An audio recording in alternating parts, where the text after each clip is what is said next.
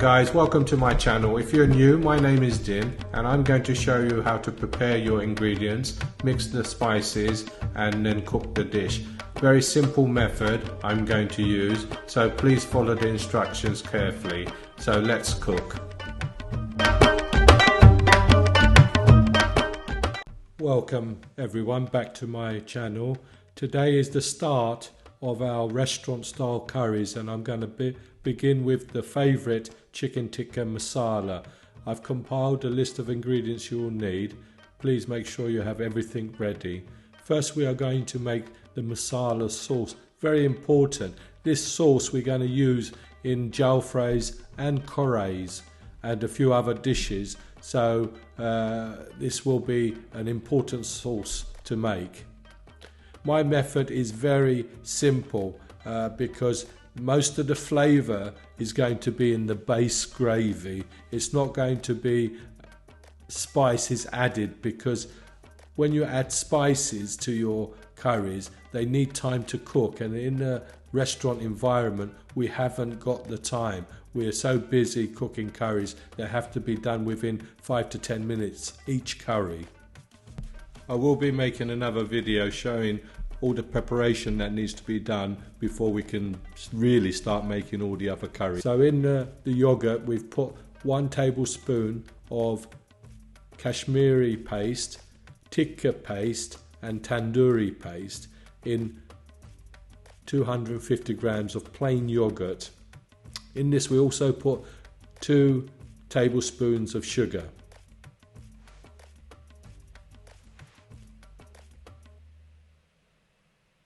After giving it a mix, we're going to use 2 different colours here. I like to use orange colour and also red colour because it gives a richer colour instead of just like a, what they say, signal red, which I don't like. So if you use 2 different colours like orange and red, it gives a nice rich colour. So a tablespoon of mustard oil as well goes in.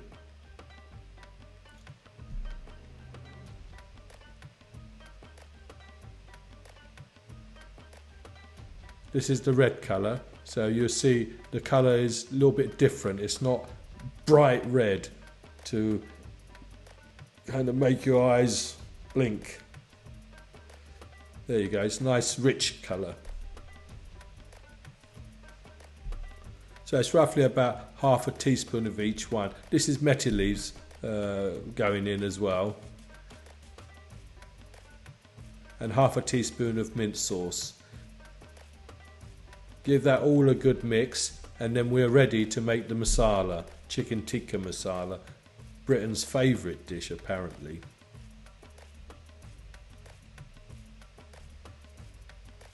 Slice the onions thinly like you see, just a little onion we need because we're going to give a little bit of depth to this masala, and a little bit of green pepper we will need as well.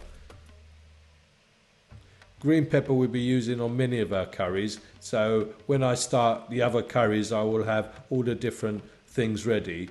So we will have the green peppers ready. The onion, what you're seeing, what I'm going to cook, will be already pre-cooked. So on another video you'll see how to cook 3 different types of onion: buna onion, Tbs onion and bolti onion. This is what I call them. Right, we're ready to now cook our Chicken Tikka Masala. First a little bit of oil in the frying pan, let that get a little bit hot. Throw in the onions, give it a little stir.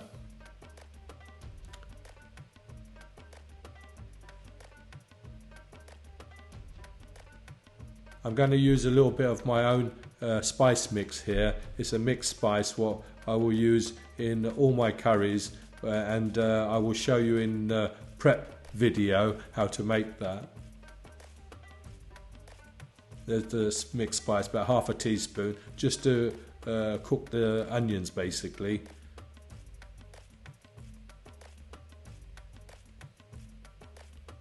Now put the sultanas in and a little bit of green pepper. Give that a good stir. We don't want the frying pan too hot now. We don't want it burning. We just want to soften the onions.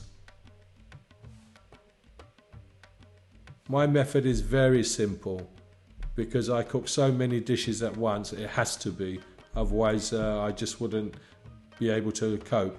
This is my base gravy. There is another video how to make the base gravy, but all the flavour is in the base gravy, so you don't need to add anything else, and you mustn't make it watery. I see some of these chefs cook base gravy and it's so watery, they're thickening it up with spices, and in my sense that's not right, because spices take a good 20-30 minutes to cook out, and in a restaurant you haven't got that much time. Anyway, put in the gravy, put in the methi,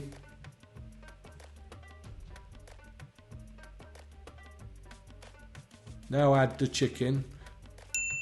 The sauce I'm making here is for roughly about 2 people, so you can add a bit more chicken if you wish, but this is enough chicken for 2 of us. Now the masala sauce, what we made, about 2 spoons of masala sauce. Give that a good stir. I'm cooking this at real time so you can see basically how long it's taking. So watch the video right through. Don't just watch a little bit, then you'll miss how it's been done. Add the cream. Now what we're going to do is just basically thicken it up a little bit. Once it's nicely thick to your choice, it's ready.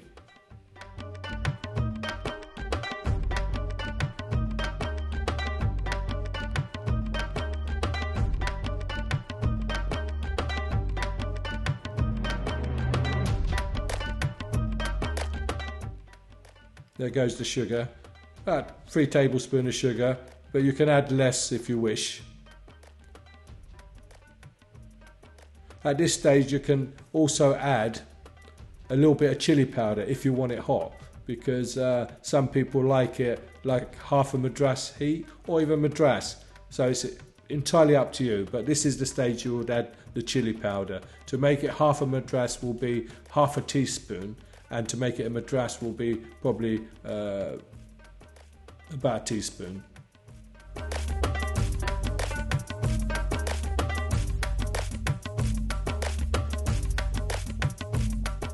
Then add the desiccated coconut. We're nearly ready now.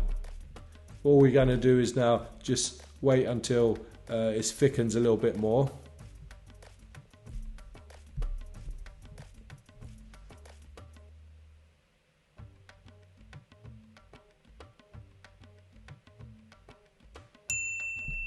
Right, we're nearly ready now. Give it a little taste, see if it needs any more sugar or coconut. Now we're just going to thicken it up a little bit more. My method is very simple. Like my gravy, there is another video showing how to make the base gravy, so you have that knowledge behind you. But all the flavour is in the gravy. I tend not to use too many raw spices when I'm cooking my curries, because I don't like the taste of raw spices, because spices need to be cooked out quite well. Add a little bit more green pepper like you've just seen, and we're nearly ready now to plate up. Just wait till it gets to the right thickness you want. Yeah, that looks more like it. Now plate it up. And as you can see, the oil on top of the gravy, we just use that at the final stage, put a little bit on, give it a little stir and pour it over your dish like so, and then with the cream, enjoy.